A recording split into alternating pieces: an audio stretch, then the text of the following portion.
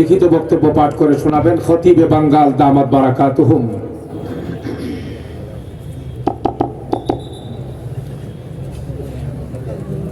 আলহামদুলিল্লাহি ওয়াহদা ওয়াসসালাতু ওয়াসসালামু আলা মান লা নাবিয়্যা বা'দা।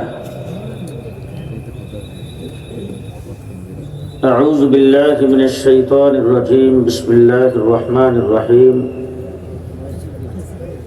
ومن الناس من يقول آمنا بالله وباليوم الآخر وما هم بمؤمنين. صدق الله العظيم.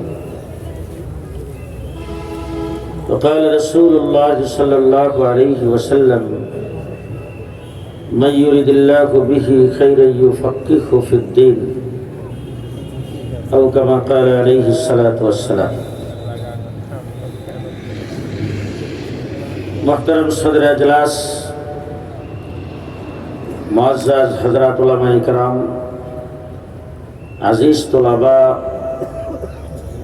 সমবেত বেরাদরান ইসলাম, উত্তরার ঐতিহ্যবাহী আল মানহাল মাদ্রাসার ঐতিহাসিক সালানা জলসায় ইতিমধ্যে আওলাদে রাসূল আমাদের সামনে বক্তব্য রেখেছেন। দেশের শীর্ষস্থানীয় উলামায়ে কেরামের দিক নির্দেশনামূলক আলোচনা আপনারা শ্রবণ করেছেন। সর্বশেষ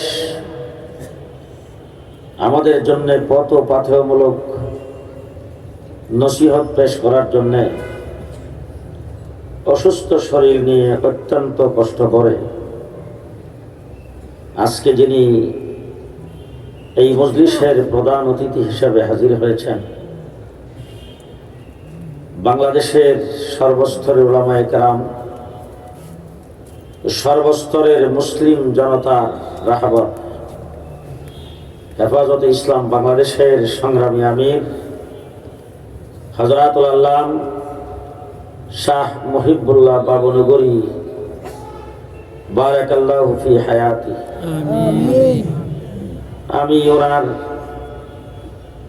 সংক্ষিপ্ত লিখিত বক্তব্য আপনাদের সামনে পেশ করছি। আসসালামু আলাইকুম ওয়া রাহমাতুল্লাহি ওয়া বারাকাতুহু। জামিয়াতুল মানহাল আল কওমিয়া উত্তরার আন্তর্জাতিক ইসলামী মহাসম্মেলনে আমির হেফাজতের লিখিত বক্তব্য।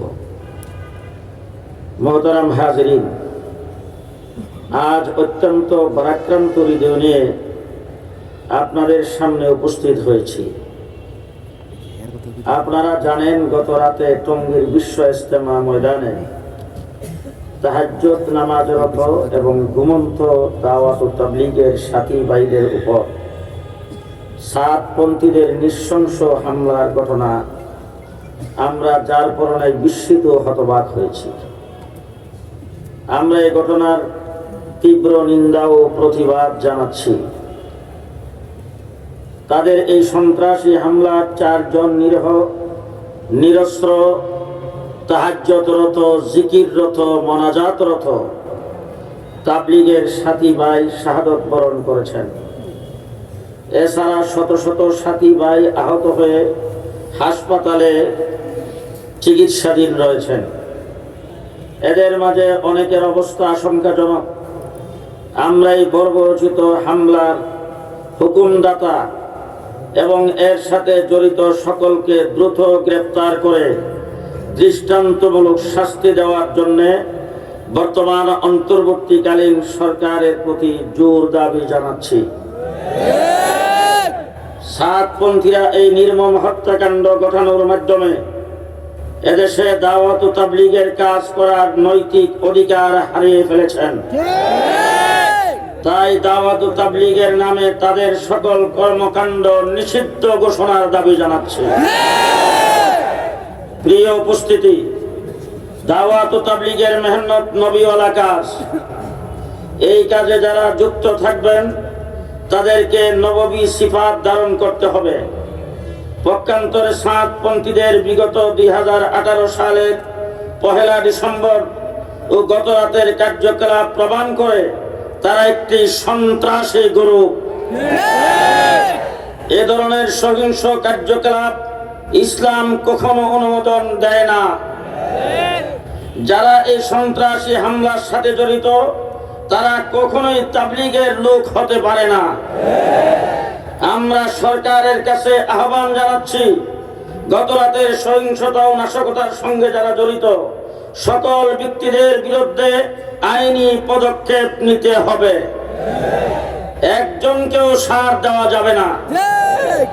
এছাড়া দাওয়াত ও তাবলীগের কাজের বর্তমান রূপ প্রতিষ্ঠা করেছেন মাওলানা ইলিয়াস রহমাতুল্লাহি আলাইহি, যিনি উম্মুল মাদারিস দারুল উলুম দেওবন্দের সন্তান এবং এই কাজ তার প্রতিষ্ঠা লগ্ন থেকেই উলামায়ে কেরামের তত্ত্বাবধানে ও কিয়াদতে পরিচালিত হচ্ছে।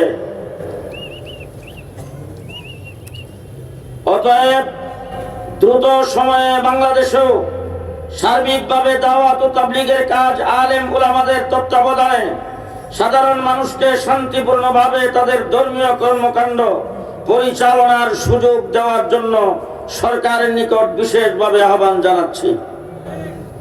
পাশাপাশি বাংলাদেশের আপামর তাওহীদি জনতাকে এই নবীওয়ালা কাজের সাথে সঠিকভাবে এবং উলামায়ে কেরামের অধীনে থেকে নিজেকে জুড়ে রাখার উদাত্ত আহ্বান জানাচ্ছি।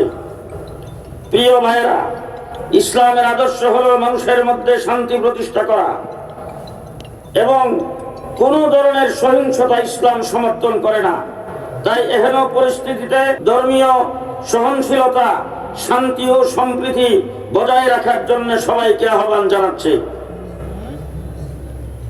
মহিবুল্লাহ বাবনগরী, আমির হেফাজতে ইসলাম বাংলাদেশ।